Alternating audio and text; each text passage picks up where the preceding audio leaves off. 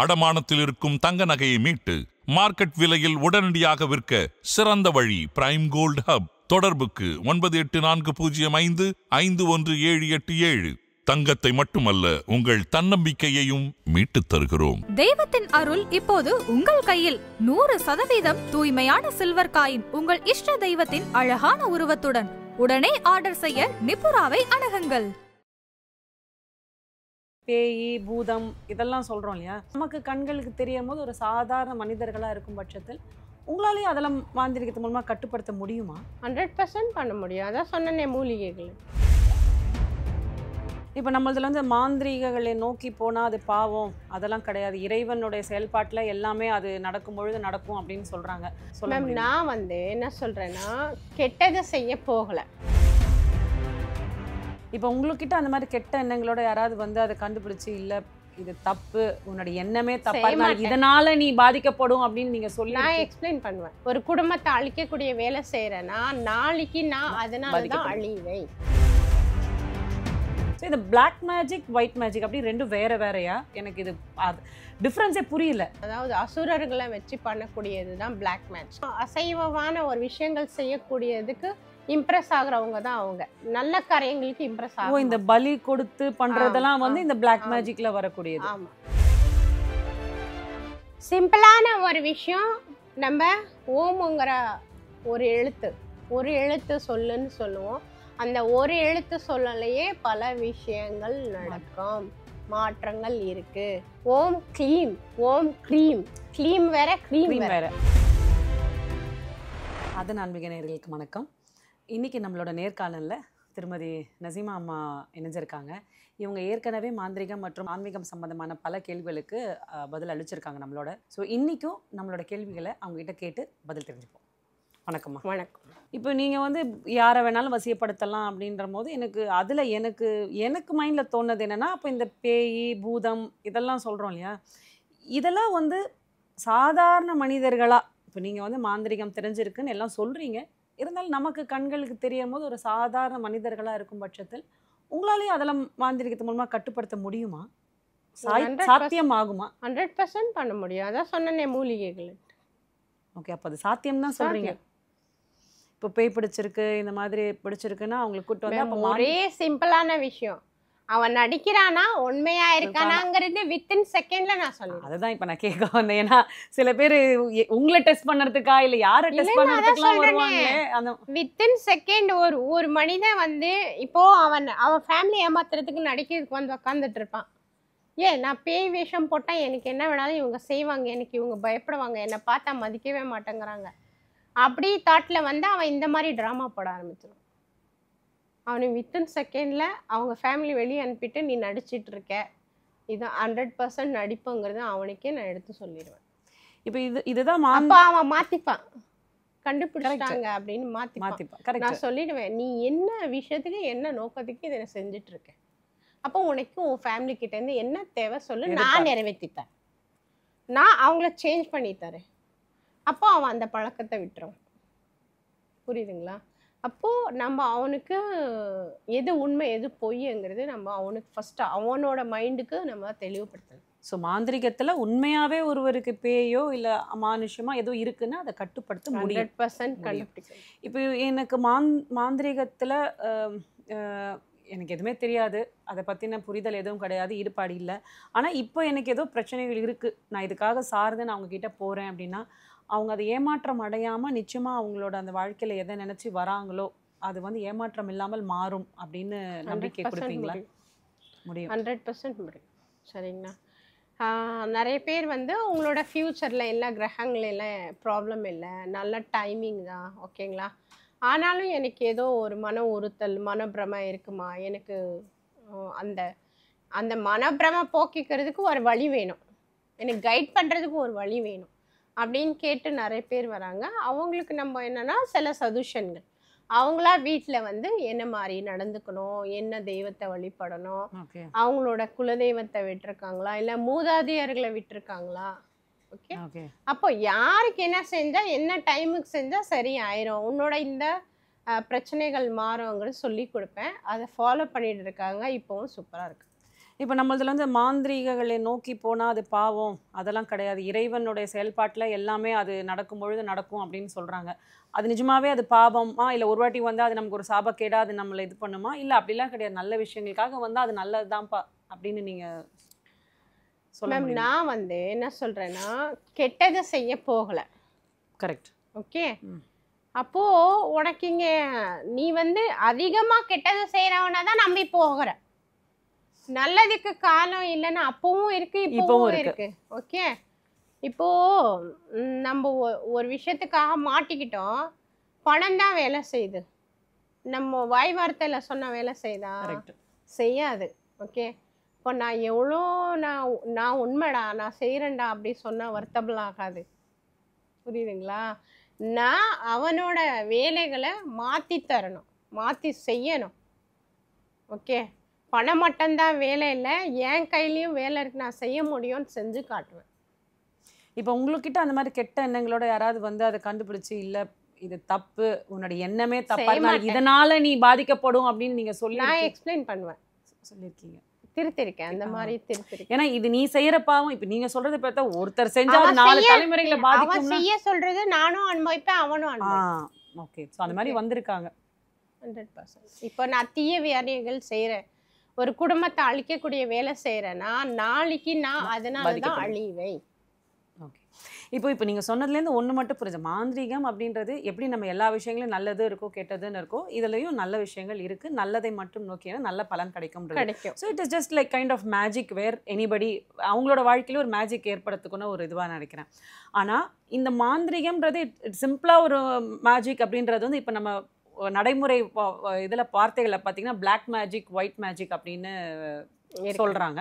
So இந்த black magic white magic அப்படி ரெண்டும் வேற வேறையா, இல்லை இதுதான் நீங்கள் சொல்லக்கூடிய நல்லதுன்னா ஒரு கெட்டதை வச்சு பண்ணுறது பிளாக் மேஜிக்கும், இல்லை உள்ளுல எல்லாம் ஒயிட் பண்ணுறதுன்னு ஏதாவது இருக்கா, இல்லை எனக்கு இது டிஃப்ரென்ஸே புரியல.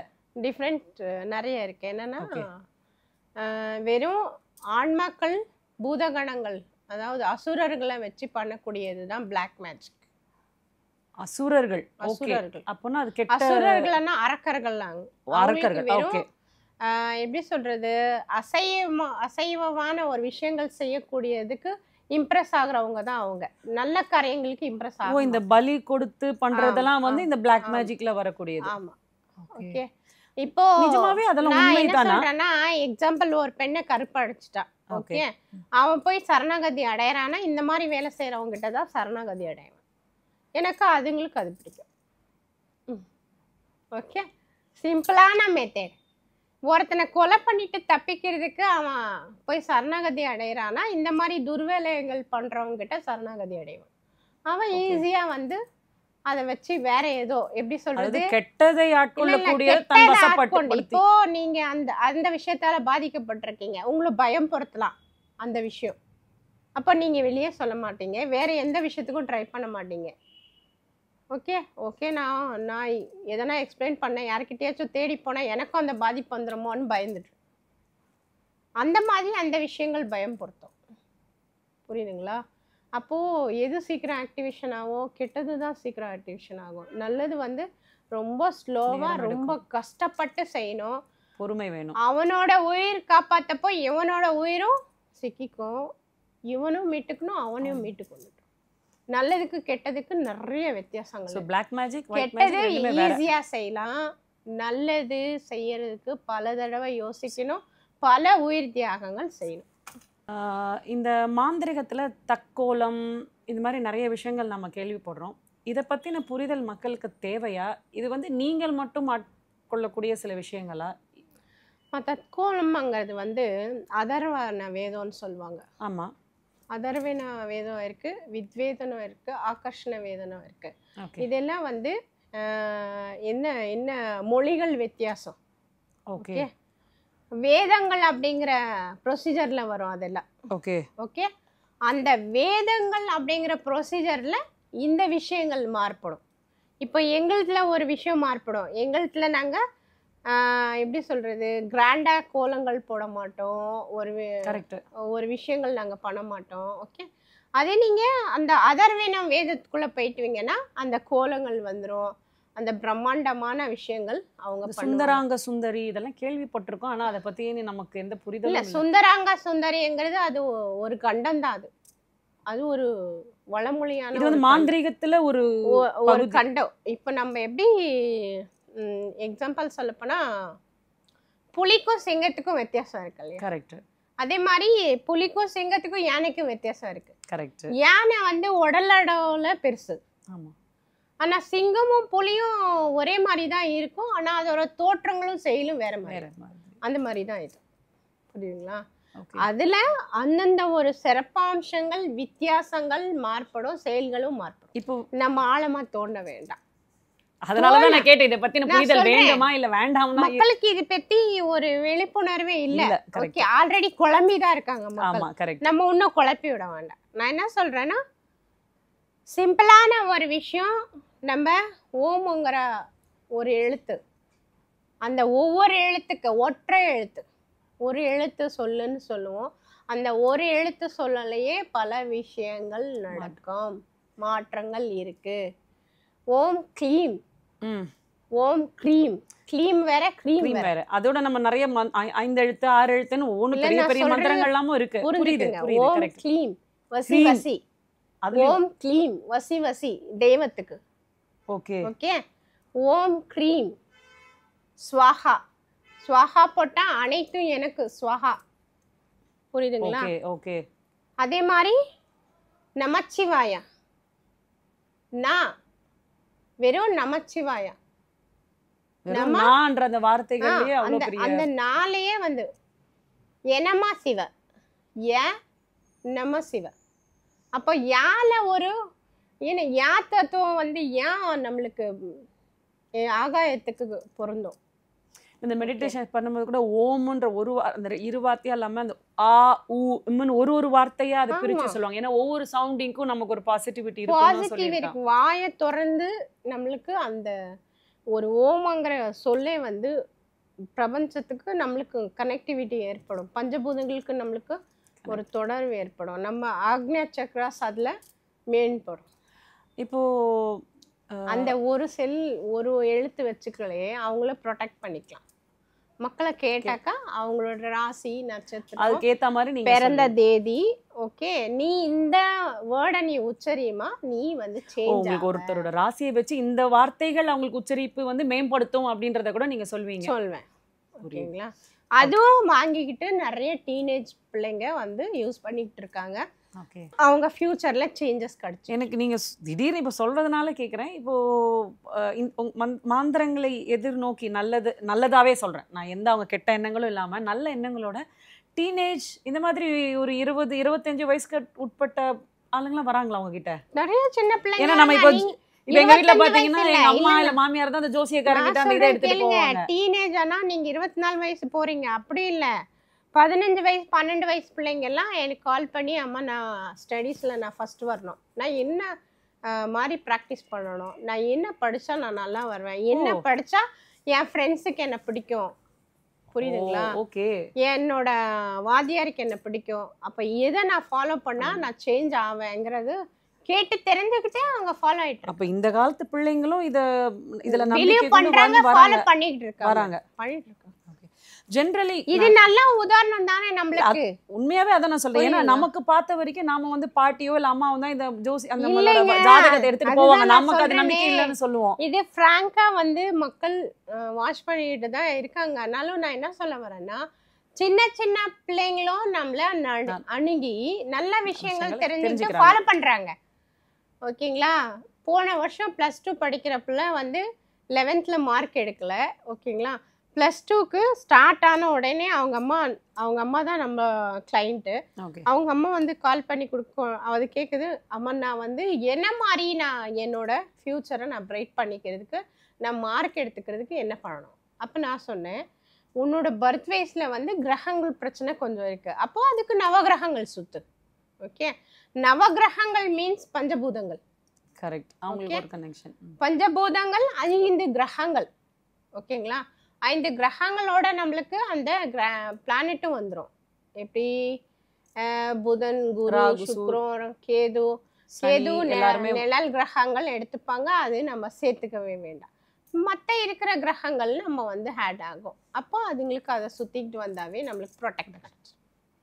ஓகே, அந்த மார்னிங் டைம் எனர்ஜி நம்மளுக்கு பாஸ் ஆகும் வித் வந்து ஒரு ஸ்லோகம் ஒரு மந்திரம்.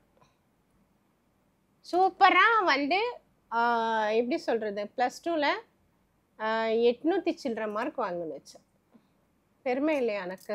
நிச்சயமா நிச்சயம். இப்போ நீங்கள் சொல்கிறதுல இன்னொன்று நான் அதிகமாக கூர்ந்து கவனிச்சது, நீங்கள் இந்த பிரம்ம முகூர்த்தம் காலை நேரம் இது வந்து ஃபிசிக்கலாகவே ஜென்ரலியே நல்லது. காலையிலேயே நீங்கள் சொல்கிறதும் வந்து நல்ல ஒரு மனுஷனோட ஃபியூச்சர்ல சேஞ்சஸ் கிடைக்கணும்னா காலை தான். நீ அதிகாலையில பிரபஞ்சத்தோட கனெக்டிவிட்டி நீ உணரு.